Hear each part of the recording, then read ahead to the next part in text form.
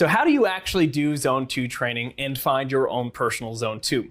Well, at the beginning of the video, we mentioned zone 2 is a form of steady state cardio done at a moderate intensity. And that steady state is important. When you're doing zone 2 training, you don't want to be bouncing between the different training zones or different training intensities and just average it out to zone 2. You actually want to stay just within that zone 2 throughout the duration of the exercise session. And that will give you the most physiological benefits and adaptations. Now, if you've never heard of the different training zones, that's okay. The endurance athlete world talks about these training zones a lot. Sometimes they have 5 zones, 6 zones, 7 zones. I personally like the 5, but 1 would be the easiest, 5 would be the hardest. And again, we're gonna mostly focus on this zone 2, obviously. And we're gonna talk about how to find it with the cheapest way, just by yourself, all the way up to paying people and buying your own equipment. So let's start with the least expensive way, and actually one of the most effective ways to find your zone 2. And by least expensive, I mean free, and that is the talk test. Zone 2 should be done at a level of intensity where you could still maintain a conversation with someone. Not at this level of conversation, it needs to be more difficult than that. But if you were on the phone with someone while you were doing zone 2 training, they could tell that you were exercising. They could tell that you were breathing more heavily, but you could still maintain the majority of that conversation. You might have to take a few breaths in between sentences, but you could get full sentences out.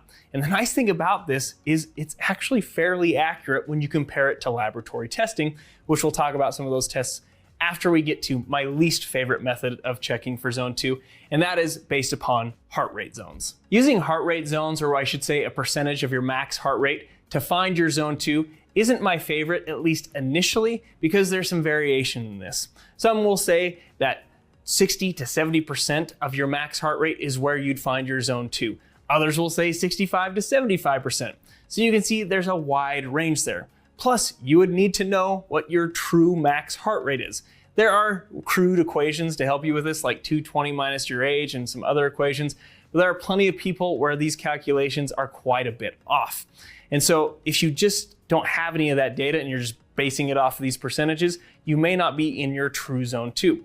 Now, if you were to go to a lab and find your actual max heart rate, that could start to narrow it down and make this way of finding your zone 2 a little bit more accurate. But taking it a step further to the next testing method to get what we call lactate testing is even better. Lactate testing is when you test the amount of lactate in your blood.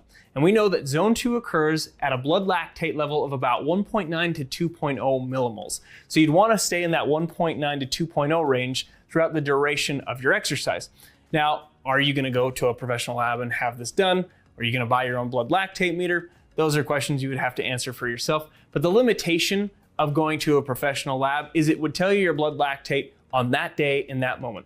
And you could correlate your 2.0 or your 1.9 or 2.0 with the heart rate that it occurred at, and you could use that as somewhat of a training protocol.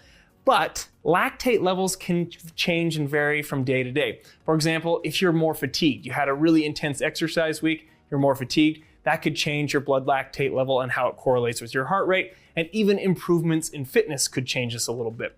So the most accurate way, you could maybe even consider it the craziest way, $300 to $400 crazy, I guess, because that's what a lactate meter would cost. And you could just test yourself while you're exercising in zone 2 periodically throughout the week. And just to reiterate, if you're just starting out with this zone 2 training, that talk test is a really good place to start. I've actually done some nerdy testing on my own where I've run in zone 2 while talking and just trying to see if I can stay in it with doing the talk test.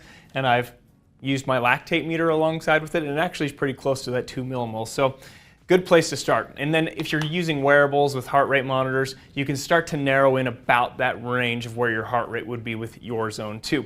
But one of the things you're probably also wondering is frequency. How often should I be doing this? Well, when people are first starting off and they haven't done much exercise at all, we try to get them to at least 1 to 2 hours starting off, with the ideal of them getting to 3 to 4 hours a week. I like to at least get 4 hours a week.